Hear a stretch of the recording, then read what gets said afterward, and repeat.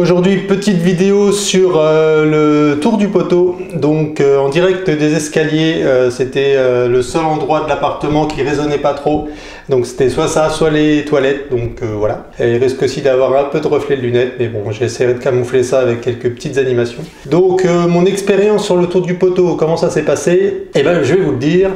Je l'ai fait il y a 2 jours environ. Donc le tour du poteau, déjà, qu'est-ce que c'est? C'est le fait de devoir sortir du pays et de repasser par l'immigration pour valider un permis de travail. Là, pour mon cas, c'était ça.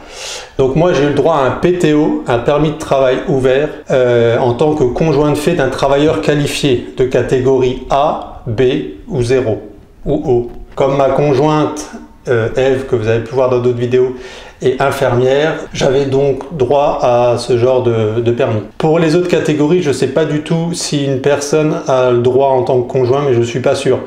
Si par exemple quelqu'un travaille dans la restauration, son conjoint de fait, je ne suis pas sûr qu'il ait le droit, en faisant le tour du poteau, à un permis. Donc ça, c'est à se renseigner, mais je sais en tout cas que c'est les catégories A, B et 0.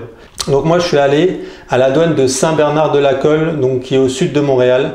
Donc moi, comme j'habite à Ottawa, c'était à 2h30, 3h de route à peu près. J'aurais pu aller plus près, mais je voulais des douanes qui soient francophones, parce que mon anglais est approximatif, on va dire. Et puis bon, il suffit qu'il y a quelque chose qui ne va pas, et puis on ne peut pas trop expliquer.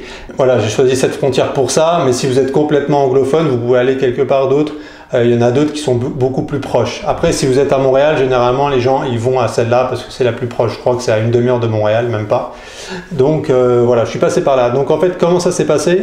Donc je suis arrivé à la douane américaine. Là, il n'y a pas grand monde en ce moment, comme les frontières sont encore fermées. Donc je pense que c'est plutôt un point positif parce que justement, comme il n'y a personne, on passe plutôt vite. Là, devant moi, je suis arrivé genre 1 heure en avance, et parce qu'il y a des horaires à respecter pour avoir le permis de travail. C'est, je crois, le lundi au jeudi de midi à 19h et le samedi de 9h à 17h, je crois que c'est ça. Et il y avait quoi, environ 6 voitures devant moi, donc j'ai patienté à peu près une bonne demi-heure. Donc là, il y a la douanière américaine qui était plutôt sympa, mais qui était assez directive, donc, ce qui est normal. Donc en fait, ils te demandent d'enlever les clés de ton véhicule, hein. Je pense que c'est pour pas que tu accélères et que tu te casses, hein. Et ils te demandent ton passeport. Donc ils vont vérifier, ils vont te demander pourquoi tu es là. Moi, le seul problème que j'ai eu, entre guillemets, hein, c'était pas vraiment un problème, c'est que j'avais pris le passeport de Eve au cas où. Je savais pas pourquoi, mais je me suis dit au cas où ils me le demandent, une preuve de plus. Et ça a posé problème parce qu'ils m'ont vu avec 2 passeports et direct ils m'ont dit pourquoi vous avez 2 passeports. Donc moi j'ai essayé de leur dire en anglais, je l'ai pris au cas où, je sais pas pourquoi. Oui, mais pourquoi vous avez son passeport à elle et pourquoi elle est pas là? Donc je leur explique qu'elle travaille et tout ça. Et bref, donc j'ai eu le droit, j'ai eu la chance d'avoir le droit à une 2e inspection. Donc en fait, au lieu que directement d'arriver au poste frontière et de tourner à gauche pour retourner au Canada, j'ai dû tourner à droite, aller à la 2e inspection. Donc là, j'y suis allé, mais ils avaient gardé mon passeport au poste frontière. Donc là, je vais me garer, il y a un douanier qui arrive, il me dit « Donnez-moi vos clés », donc je lui donne mes clés, et il me dit « Je reviens dans un quart d'heure ». Donc après, il me dit « Sortez de la voiture ». Donc ça, je savais pas trop si je devais le faire, mais bon, quand vous avez un douanier qui vous dit de sortir de la voiture, parce qu'en fait, j'avais entendu, mais sur internet, on entend tout et n'importe quoi, j'avais entendu que si on posait le pied aux États-Unis, on serait obligé de refaire une quarantaine en rentrant au Canada. Alors ça, c'est des conneries, hein. Enfin surtout là, avec les frontières, en tout cas avec les frontières ouvertes, il n'y a pas besoin. Donc en fait, ils m'ont montré un bureau, ils m'ont dit allez-y, donc je suis allé vers un autre douanier, et là, il m'a posé plein de questions. Donc il m'a dit pourquoi vous êtes là? Qu'est-ce que vous voulez faire? En gros, je lui ai dit, je veux juste venir ici, repasser par la douane. Et il m'a quand même posé quelques questions. Il m'a déjà demandé si j'étais venu aux États-Unis. En fait, il faut savoir que si vous êtes déjà venu aux États-Unis, ça sera beaucoup plus simple pour vous de passer. Si vous n'êtes pas venu aux États-Unis, ils vont vous faire les données biométriques, donc en fait les empreintes, la photo, tout ça. Si vous êtes déjà allé aux États-Unis, ils vont juste vous poser quelques questions. Donc une fois qu'il m'a posé toutes ces questions, il m'a dit bon ok, il m'a filé un papier de refus d'entrée aux États-Unis. Et après j'ai eu la chance, il m'a escorté jusqu'à la frontière canadienne en moto.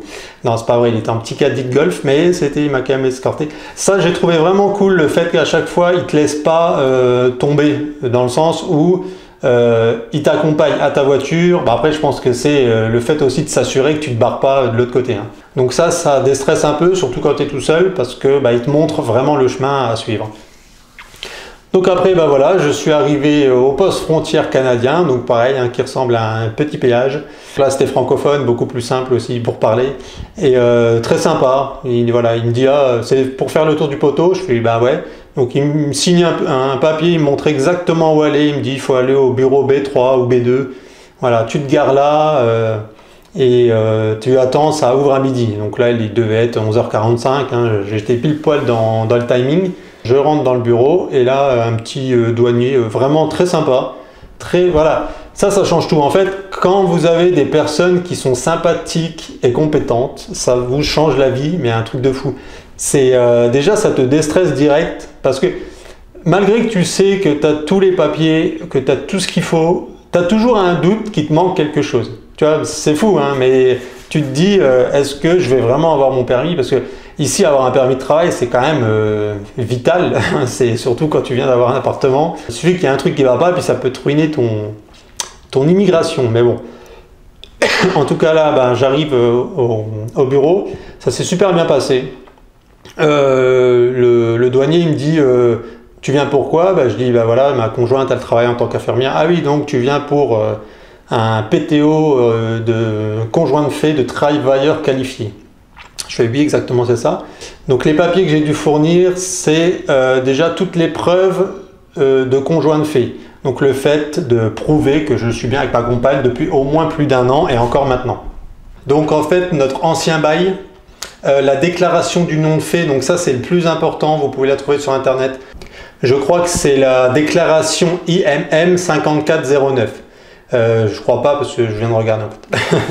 Donc ça c'est signé par un notaire. Si vous le signez par un notaire, c'est quasiment le papier le plus important. Le premier jour quand on est arrivé à l'immigration à l'aéroport, du moment où on avait ce papier là, ça surplombait tout le reste. Mais sinon vous pouvez aussi fournir donc des factures à vos 2 noms qui ont plus d'1 an. Et après voilà, nous c'est parce qu'on n'est pas mariés, mais si vous êtes mariés, vous pouvez fournir les papiers du mariage, enfin plein de choses comme ça.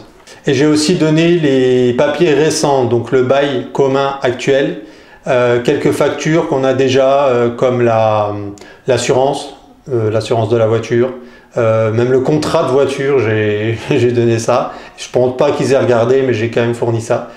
J'ai aussi fourni le PVT de ma conjointe, donc son permis vacances-travail, son contrat de travail qu'elle a eu avec l'hôpital, mon permis visiteur et surtout ces 3 dernières fiches de paye, c'est ce qui nous manquait. Il faut savoir qu'ici les fiches de paye c'est toutes les 2 semaines, donc c'est quand même beaucoup plus rapide. Si vous arrivez et que votre conjoint ou votre conjointe travaille directement, il faut juste attendre 1 mois et demi pour pouvoir aller faire le tour du poteau. Donc une fois que j'avais fourni tous ces papiers, ils m'ont demandé de passer à la caisse. Donc moi personnellement j'ai payé 255 $, qui fait, je sais pas, 180 € à peu près, plus ou moins. Et après, ils m'ont demandé de patienter. Donc j'ai dû patienter en tout et pour tout dans la salle d'attente pendant 1 heure. Et ils m'ont appelé au bureau, ils m'ont dit, bah voilà, je te rends tous tes papiers. Et il m'a montré mon permis de travail. Donc là, malgré qu'il y ait les restrictions Covid, tout ça, je peux dire que c'est assez facile et c'est même encore plus facile. Bon, je ne connaissais pas en temps normal, mais j'ai l'impression qu'il y a quand même beaucoup moins de monde et ils ont beaucoup plus l'habitude que les gens viennent pour ça. Parce que là, comme il n'y a pas de touristes qui vont aux États-Unis, une personne sur 2, je pense, vient pour un tour du poteau. Soit c'est une personne qui s'est trompée, soit c'est une personne qui vient pour un tour du poteau. Donc il suffit que vous arrivez, vous dites que vous voulez faire le tour du poteau et c'est assez simple. En tout cas, tout s'est bien passé, j'ai mon permis de travail, je vais pouvoir enfin aller travailler. On vous fera une vidéo sur l'étape 3, donc tout ce qui est préparatif. Donc nous on a déjà fait 2 vidéos, l'étape 1 c'était l'OIQ, donc ça c'est vraiment, ça concerne principalement les infirmières, les infirmiers. Le PVT, l'étape 2, et on vous parlera de l'étape 3, donc tout ce qui est les démarches de dernière minute. Il y a plein de choses, il y a beaucoup de choses à prendre en compte aussi si vous partez avec un animal. Donc on vous expliquera tout ça et je vous dis à bientôt et à plus.